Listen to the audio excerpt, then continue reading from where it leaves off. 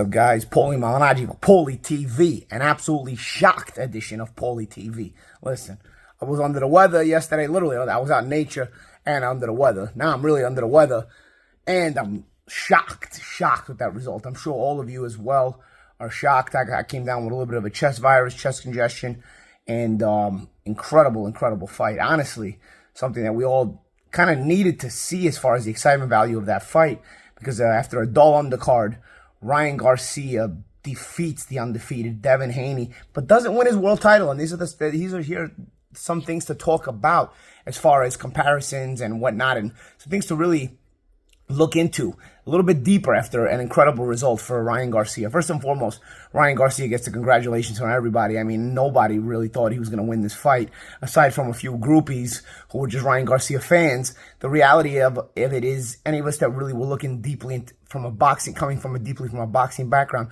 couldn't really picture Ryan doing this. I mean, maybe 1% of us, but not really. You know, I saw some people that were giving Ryan a chance, but I really couldn't take it seriously based on not just his antics, but his inability to have shown me different dimensions in the past. And I really am not so sure he showed those different dimensions in this fight. It more so was exposing Devin Haney than it was showing Ryan Garcia showing anything else. You know, Garcia still was mainly a left hook guy, you know, and his left hook has always been dangerous, and we've always known that. Did he really set it up in any other creative ways that set up Haney in a different manner than anybody else? I'm not really sure. You know, he fought the fight in spots. He fought the fight where he was either all going at 100 miles an hour, or he was kind of fighting really quietly. And the big spots were huge spots, and eventually took over the fight and even mentally got in Devin Haney's mind. I want to bring out something, though, because I know people are going to make comparisons now. People are going to make comparisons, with Haney, Ryan Garcia's performance with Haney, and Ryan Garcia's performance with Tank Davis. And they're obviously normal comparisons. I want to just say something, because I know it's going to get lost in the shuffle. It probably is going to get lost in the shuffle, even if I do say this. Ryan Garcia fought Gervonta Davis at 135 pounds with a rehydration clause. That was Ryan struggled to make. He made it, and then he had a rehydration clause. He never really was able to get back to where he needed to be. The opposite happened here in the Devin Haney fight. Ryan Garcia fought Devin Haney at 140 pounds and never even made the weight. And then there was no rehydration clause. And losing the last few pounds is always the most difficult. Or those are always the most difficult pounds to lose. Those are always the ones that really destroy you trying to make weight. Not to say that the result would have been definitely different, but again, it's a completely different version of a fighter you're getting here. The fight was 5 pounds up, and he didn't make weight. No rehydration clause. Not that there really could be a rehydration clause. We know, we were told from the prograis fight, if everybody remembers correctly, that Haney went all the way up to 165 after the prograis weigh-in. So you really weren't going to be able to put a rehydration clause on Ryan Garcia if you yourself are blowing up that much as well. It's just that Ryan also looked big in the fight, and so that kind of was forgotten about, so to speak, you know. But remember, Haney looked really big against prograis after the weigh-in, and probably that's the reason he wasn't able to put a rehydration clause on Ryan Garcia after Ryan didn't make weight, because Haney needed the freedom to also gain back as much weight as possible. But Haney made the weight, and again, those last few pounds, those are the ones that really kill you, you know, and it takes a little bit longer to recover from. Again, not an excuse, just giving you something to compare to, because I don't really want to hear. And I rank Gervonta. I think Gervonta's a good fighter. But again, I don't really want to hear that there's a comparison. Oh, look what Gervonta did to Ryan. And look what Devin Haney did to Ryan.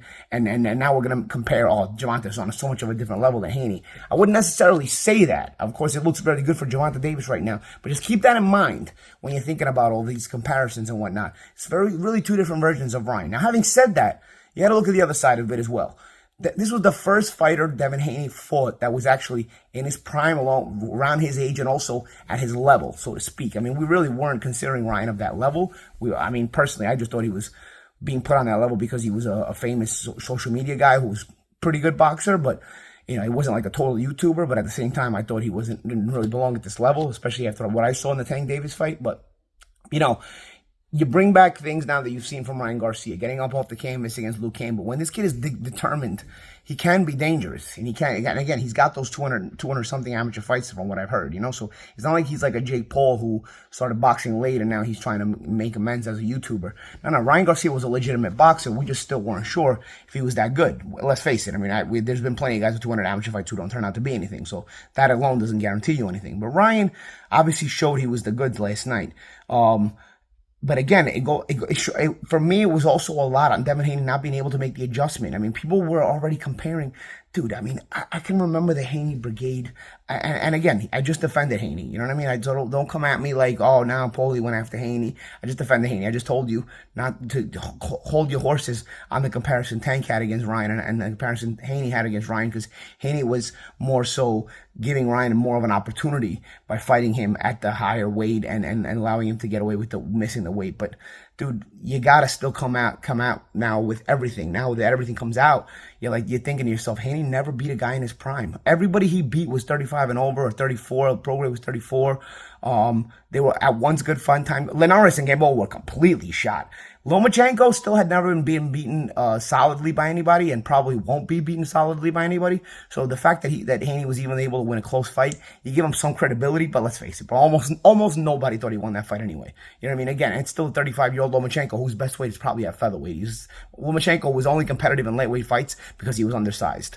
Okay, but he was probably still better than all the lightweights he fought. Now you come over to this fight. I mean, it is the lightweight work that Haney really did that's worth anything is Kambosos, who was famous for one win and hasn't really looked good ever since, you know? So you got to start reassessing Haney. All the Haney brigade calling me racist because I didn't have him on the pound-for-pound list, and all I said was that he was me, except with money behind him. That's his boxing style. It's not a critique. I'm not going to critique myself if I say you're me with money behind you. All I'm saying is I really was never a pound-for-pound entrant, and I don't have enough power really to really put fear into the highest level of those fighters. But I was always respectable in my attempts. I'm always respectable in my boxing ability. Haney's the same. Haney put up a great effort last night. He just didn't have the power and the versatility. I tell you what, I had a better jab than Haney, that's for sure, man. Last night, Haney's jab should have been working overtime, and he should have been less squared off as it is. Because if he would have not been so squared up as it is, he wouldn't have got hit with so many of those hooks. I don't know what he's doing. Like, that's another thing that you cannot compare Haney to Floyd Mayweather. Everybody wants to. I remember Team Haney and some of those Haney D-riders were jumping on Haney about how he was going to be the next Mayweather. There's only one Mayweather, guys. Every time somebody gets does some decent effect on themselves, some decent style, some decent success, and they're black, they're going to be the next Mayweather. Nah, dude, that's not how it works, bro. It's not how. There's only one Mayweather. There's going to only be one Mayweather.